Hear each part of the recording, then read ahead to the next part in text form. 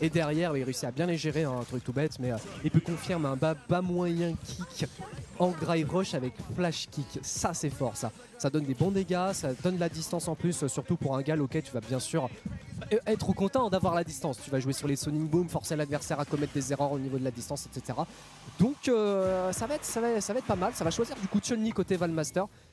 Même si j'ai l'impression que Gaël quand même a une meilleure gestion de la distance. Après, Valmaster est extrêmement fort. C'est un champion incontesté pour l'instant de la Salt Mine. Donc au gros tournoi européen online, il est vraiment immensément fort parce qu'il en a gagné quand même plusieurs. Donc attention quand même. Hein. Attention quand même. Et le jeu de boule va être très important parce que le Kikoken, vous voyez, qui se déplace lentement.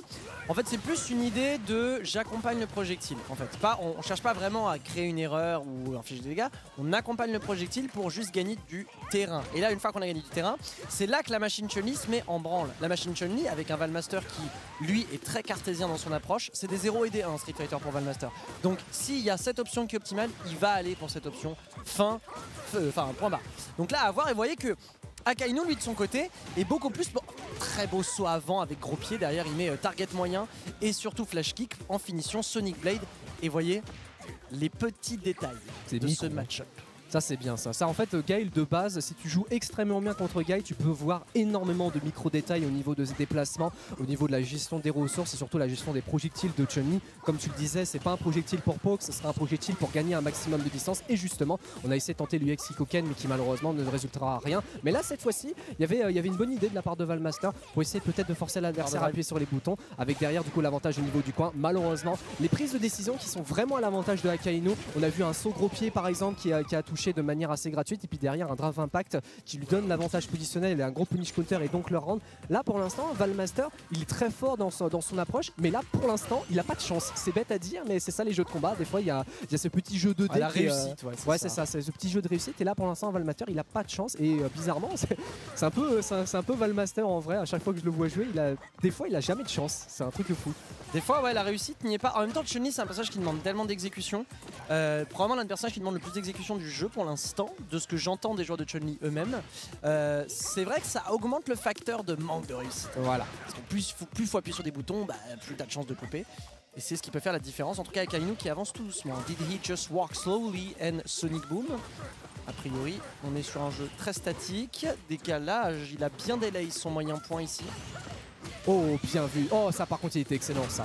Perfect pari sur le projectile pour empêcher justement l'approche de Valmaster. Et derrière il a pu checker extrêmement facilement parce que oui, il y a beaucoup moins de recovery lorsque vous faites un perfect pari sur un projectile. Et là justement on va rendre la gestion des paris côté de Valmaster, mais qui malheureusement a dû utiliser énormément de barres de ressources. Et donc du coup il se retrouve en burn-out face à un égal où justement il peut gérer un tout petit peu sa gestion des projectiles pour essayer de gratter au maximum. Même si comme on a pu le voir, hein, Chun-Li il a un système de stealth qui lui permet de pouvoir passer en dessous et derrière le petit cross-up. Cool. Non mais vraiment le pauvre Valmaster il a pas de chance. Il a vraiment pas de chance. C'est bête à dire mais c'est pas genre ouais il y en a un qui est plus fort que l'autre dans les sorts. C'est juste à chaque fois il fait des échecs critiques sur ses lancers de dés. Et puis là le call la ride hein, de Akainu qui a reconnu qu'il voulait pas manger les dégâts de burnout, donc il savait qu'il allait wall jump. Enfin c'est vraiment là on est sur des joueurs qui se connaissent beaucoup, qui jouent énormément ensemble.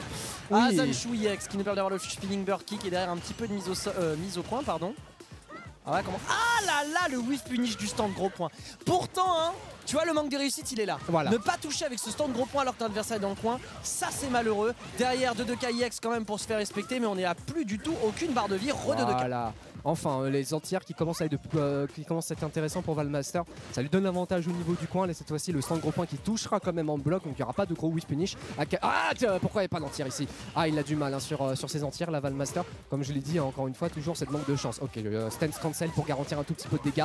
Excellent check là, par contre, du drive rush. Hein. Celui de Guy est plutôt fort, mais pas aussi fort qu'on le pense. Hein. Dernier guess qui sera plutôt à l'avantage de Akainu qui va être très patient parce qu'il se dit la barre de drive va tellement augmenter, il peut pas se faire shield damage, hein, même si le 0 de vital. Et derrière, on a essayé de tenter le mâchage côté de Valmaster derrière le Hazanshu. Il a eu raison parce qu'en vrai, même s'il a double touche, il gagne dans l'histoire. Donc tant mieux. Hazanshu négatif, hein, donc vraiment Valmaster qui était dans une stratégie de trade. Quoi qu'il arrive, il a dit je trade.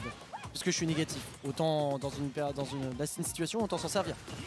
Donc pour l'instant ça passe. Il a bloqué tous les overrides hein, jusqu'à présent Valmaster. Valmaster que vous pouvez retrouver sur ma chaîne YouTube. Hein, j'avais fait un documentaire sur son ancienne structure e-sport.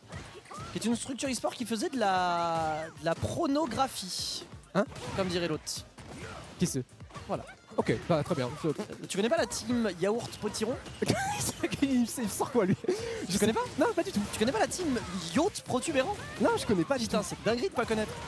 Ah, bah, Humanman à mes côtés qui connaît. Ah bah d'accord, je suis un ignorant dans l'histoire. Eh bah, Yolo Patate, bah oui. Ou Yasuo Primate. Oh la vache. Voilà, bah écoutez, allez checker ma vidéo sur cette team moins de 18, enfin plus de 18 pardon, qui a essayé de venir dans l'e-sport et Valmaster en faisait partie. Ce qui a d'ailleurs donné la référence très technique de Valmasterb. Alors que, eh bien, pour l'instant, c'est les bons dégâts. Ya. Et la suite 1. Et ah, il n'y a pas de dommage, il n'y avait pas la suite avec normalement, eh bien, gros pied, Mitty. En tout cas, un partout. Je te sens sonné parce que je viens de te dire, mon cher Pam. J'irai prendre les infos après parce que je suis trop curieux. Ça va, j'ai bientôt 26 ans donc j'ai le droit de prendre les infos sur ce genre de truc. Tu as le droit, c'était sûr. Hein. Voilà, montre-moi ta carte d'identité.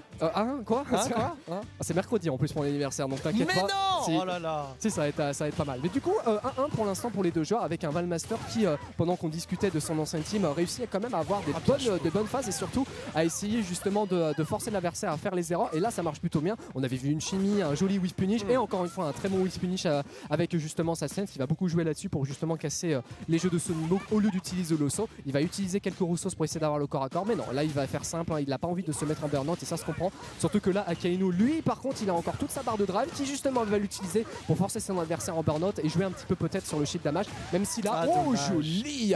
Ça c'était joli ça, le son neutre qui a été cassé et là par contre, alors voilà, là c'est le pire moment. Bien joué!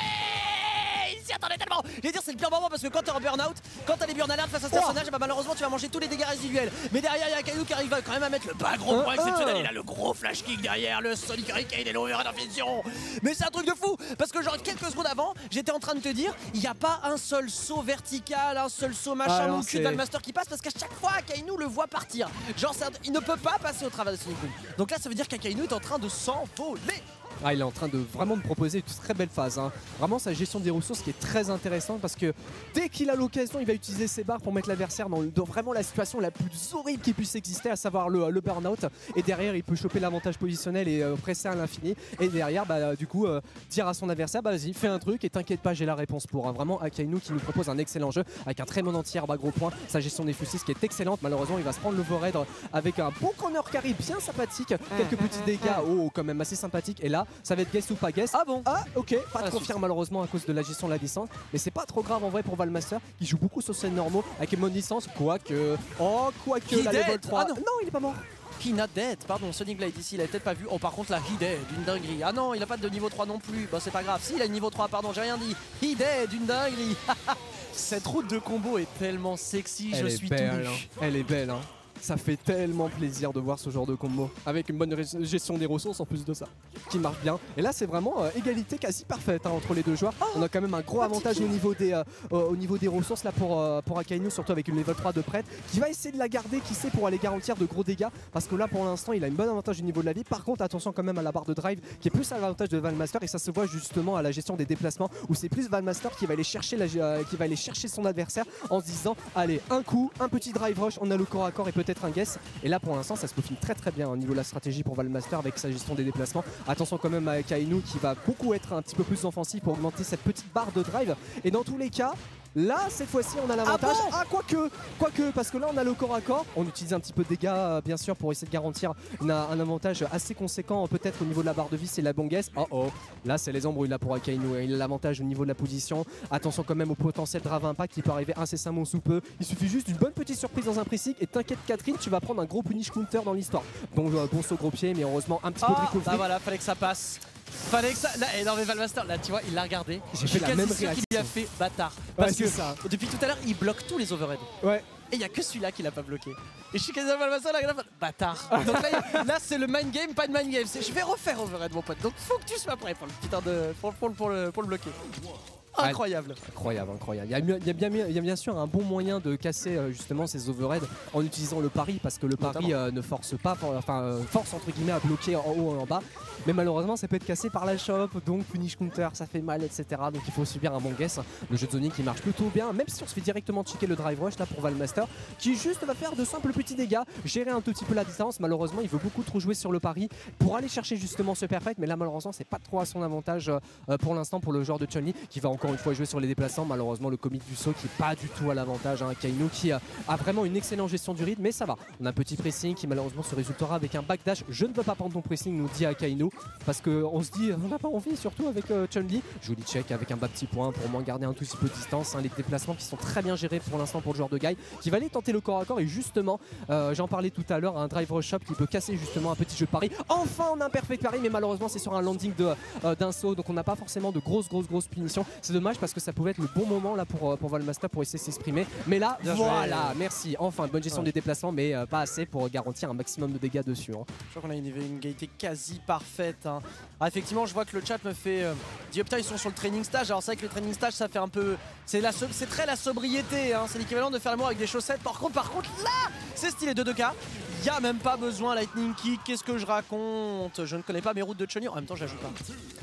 On n'en voit pas beaucoup, hein, des Chun-Li, hein. Enfin vraiment le seul joueur de Chun-Li en Europe, bah, c'est Valmaster qui joue en plus Kimberly, donc c'est compliqué d'aller voir du coup les grosses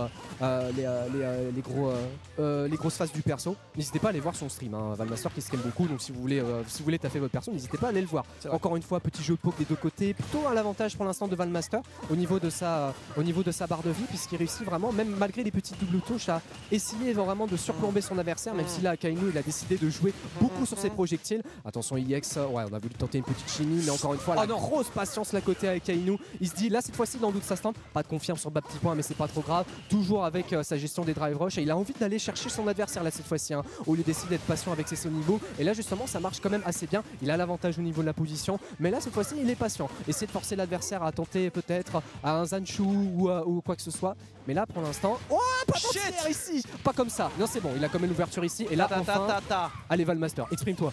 Exprime 3 barres quand même, chimie ici avec bas moyen pied. Le Kikoken malheureusement drive rush dans le Sonic Boom ça marche un peu moins bien, c'est vrai, hein, parce que l'autre il est en train de forcer comme avec un bulldozer, comment ça, mais Sonic Blade, bon ni bazooka, il avance tout doucement, c'est jeu de pari en face effectivement, mais alors là vu qu'il a l'avantage à la vie, il y a 30 secondes au chrono. Ah, donc tu fais quoi? Eh bah tu craques. Ah bah oui, tu craques, hein. Malheureusement vraiment les paris ils sont très mal gérés côté Valmaster, parce qu'il essaye de perfect pari les projectiles, mais il est toujours un petit peu trop en avant sur ses perfect paris. Après la fenêtre est très petite bien évidemment, mais contre les projectiles t'as vraiment moyen de faire que des perfect paris et du coup réduire ta recovery sur le landing. Ouais non, pas d'embrouille, hein. Pas d'embrouille sur le drive rush. Dès qu'il a vu il a fait j'ai pas envie, avec derrière quelques petites touches, très bonne chimie, et là par contre ça va être level 3, hein. Oh oui ça va être level 3, viens ici. Ça permet de gratter un tout petit peu de barre de drive à son adversaire. Ce sera pas encore le burn-out, mais surtout vraiment le zéro de vital pour le Valmaster, hein. Et justement ce sera sur un perfect EX Sonic Boom à Kainu, gestion de la distance, la patience, etc. Et surtout une bonne rythmique. Soit on est hyper offensif juste en appuyant, hyper défensif en appuyant sur arrière, soit on est hyper offensif soit en utilisant le Sonic Boom ou le drive rush. Mais dans tous les cas, Akainu très au-dessus durant ce match là. Dommage pour Valmaster, il est encore vivant certes, mais